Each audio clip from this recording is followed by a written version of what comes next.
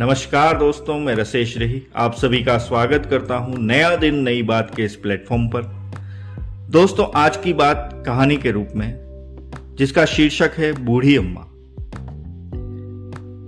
यह एक motivational story है जो मैं आपके सामने प्रस्तुत करने जा रहा हूं। तो चलिए आज की बात शुरू करते हैं कहानी के रूप में। बूढ़ी अम्मा गांव में रहती थी। वह अकेली रहती थी। वह हमेशा उदास रहती थी क्योंकि वह अकेली थी, लेकिन फिर भी वह सभी की मदद किया करती थी। भले ही वह बहुत मुश्किल से चल पाती थी क्योंकि हमेशा ही उसके जोड़ों में दर्द रहता था। यह सर्दियों की रात थी। वह बूढ़ी अम्मा अपना भोजन बना चुकी थी। जैसे जैसे रात बीत जाएगी तो आंखों से कम नजर आएगा, इसलिए वह जल्दी ही भोजन बना लेती है। उसके बाद अपने घर में आराम करेगी और उन यादों को याद करेगी जो कि याद करने से उसे थोड़ी खुशी मिलती है। वह बूढ़ी अम्मा खाना खा चुकी थी। अब उसे आराम करना था क्योंकि कुछ समय बाद ही अंधेरा हो जाएगा। फिर वह बाहर कुछ भी नहीं देख सकती है। वह कुछ आवाज सुनती है। उसे लगता है कि घर के बाहर कोई है,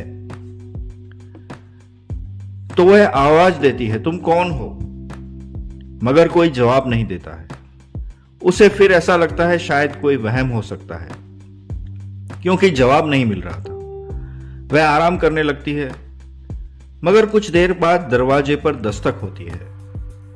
बूढ़ी अम्मा को लगता है जरूर कोई आया है। वह देखने जाती है। जब दरवाजा खोलती है तो सामने एक लड़का खड़ा था। वह उसे नहीं जानती है। वह बूढ़ी अम्मा कहती है, तुम कौन हो? तो वह लड़का कहता है, मैं अकेला हूं। मैंने गांव में सभी से कहा कि मैं अकेला हूं, मगर किसी ने मेरी मदद नहीं की। मैं दूसरे गांव से यहां आया हूं। उस गांव में बाढ़ आ गई है जिसमें सब कुछ बह गया है। अब मेरे पास कुछ भी नहीं है। मुझे डर लग रहा है कि कोई मेरी मदद नहीं कर रहा है। जब यह सब कुछ बूढ़ी अम्मा ने सुना तो उसे दुख हुआ। वह 12 साल का लड़का अब कहां जाएगा? वह अम्मा कहती है, तुम अंदर आ जाओ। तो वह लड़का अंदर आ जाता है। बूढ़ी अम्मा उसके लिए थोड़ा सा बचा हुआ भोजन लाती है। वह खाता है। वह लड़का खाते हुए भी रो रहा था। उसे लग रहा था कि कोई भी उसकी मदद नहीं करेगा। बूढ़ी अम्मा ने कहा कि अब तुम रोना बंद कर दो।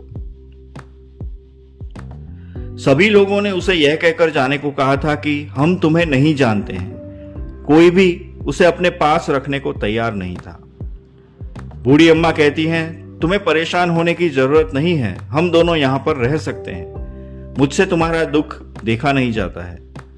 तुम रोना बंद कर दो। अब तुम सो जाओ क्योंकि रात बहुत हो चुकी है। तब वह लड़का सो जाता है। सुबह होती है।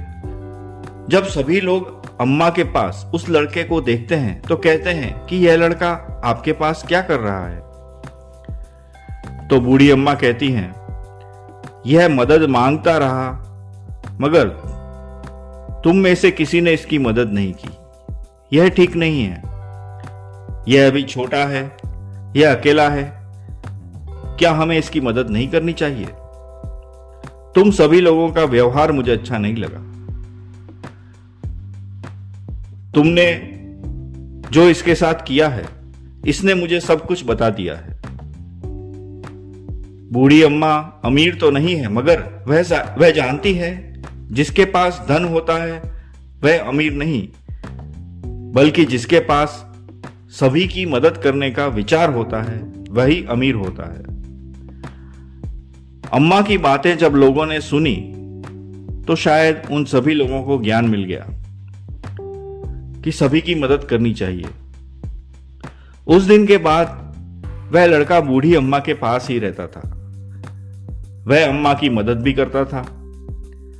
अब अम्मा को कोई मिल गया था जो उसके साथ रहता था। तो दोस्तों, यह कहानी हमें बताती है जीवन में सभी की मदद करनी चाहिए। क्योंकि आपकी मदद से किसी का जीवन अच्छा बन सकता है। तो दोस्तों, आपको यह कहानी अच्छी लगी हो तो लाइक करें, शेयर करें और मेरे चैनल को सब्सक्राइब करें। धन्यवाद। नमस्कार।